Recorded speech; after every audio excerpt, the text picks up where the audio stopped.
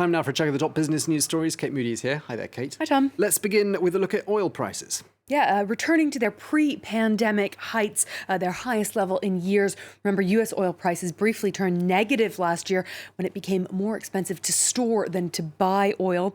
Today, a barrel of U.S. WTI is trading just under $58, while the international benchmark Brent crude topped $60 per barrel for the first time since January of 2020. And if you take a look at how Brent has fared over the last year, it crashed back in April as manufacturing and travel ground to a halt around the world. It has risen over 50% since November alone, although global demand has yet to fully recover. While many producers, led by OPEC and Russia, had slowed their pumps in an effort to reduce supplies on an overflooded market, analysts say they'll likely hold to that lower pace until the pandemic is brought under control. Let's check in on the rest of the day's trading action now. The major European indices closed higher. Stocks in Milan outperformed, up 1.5% there, after former European Central Bank President Mario Draghi opened a final round of talks aimed at forming a new Italian government. Wall Street's also trending higher, gains of around 0.5 percentage point across the board, with less than an hour of trade to go. Investors are looking for signs that the U.S. Congress will pass a hefty coronavirus stimulus package, even if it happens without bipartisan support.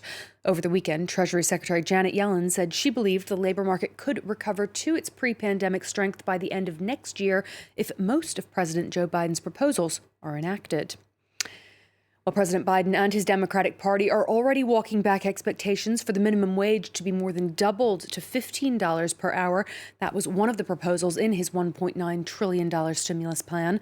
A new report by the nonpartisan Congressional Budget Office says the move would cost some 1.4 million jobs over the next 4 years, but that it could lift 900,000 people out of poverty. Critics have warned that increasing the minimum wage would hold back small businesses, while Biden and many supporters say it's key to addressing income inequality in the U.S. The White House says it's not sure the change will now be included in this COVID relief legislation. It's one of the issues that has sparked opposition among Republicans, and Biden is still hoping for bipartisan support on the overall plan. But the president says he may tackle the issue separately at a later time. The minimum hourly wage was last raised in 2009, although some states have brought in higher thresholds since then. Battling the coronavirus pandemic and an economy on the brink, Lebanon is now also facing a shortage of medical supplies and over-the-counter drugs.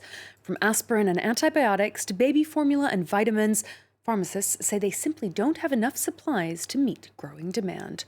Luke Trago reports. In Lebanon's pharmacies, people are taking whatever they can find. But for many, it's already too late. ما لقيت شيء، لا في إذا شامبو بطلنا نلاقي، إذا شامبو ما نتحمم فيهم ما لقينا.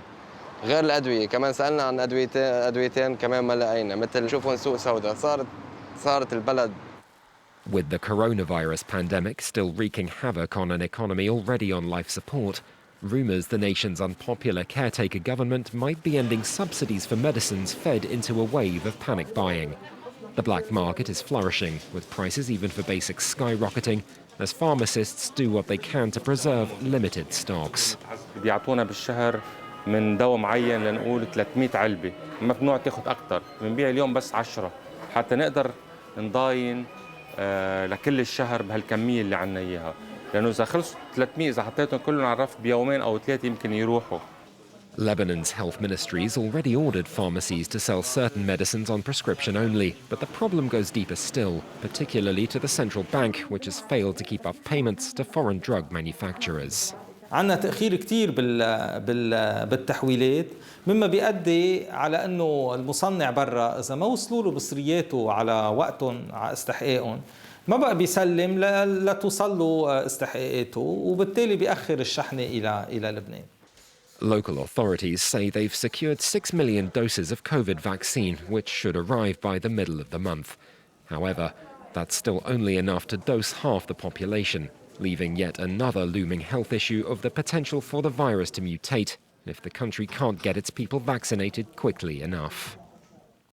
The former Nigerian finance minister, Ngozi Okonjo-Iweala, is set to become the first woman and first African to lead the World Trade Organization. The US, under the Trump administration, had been the only WTO member to oppose her candidacy, essentially freezing the leadership race last year. Now, Joe Biden has cleared the way for her to try to revive the multilateral organization, which has failed to ease global tensions. Andrew Hillier has more. Poised to make history, Ngozi Okonjo-Iweala is on the verge of becoming the World Trade Organization's first female and first African leader. Her only contender, South Korea's trade minister, pulled out of the running on Friday. And when Joe Biden's administration subsequently backed her candidacy, the path was clear for her to take the helm. The 66-year-old Nigerian has served twice as her home country's finance minister. She's nurtured a reputation as a down-to-earth working mother of four.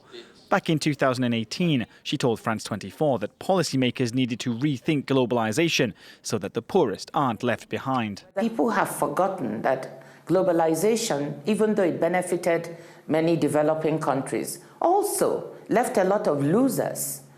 What we need to do is to make sure we have active labor market policies. The World Trade Organization has taken a battering after 4 years of Donald Trump in Washington.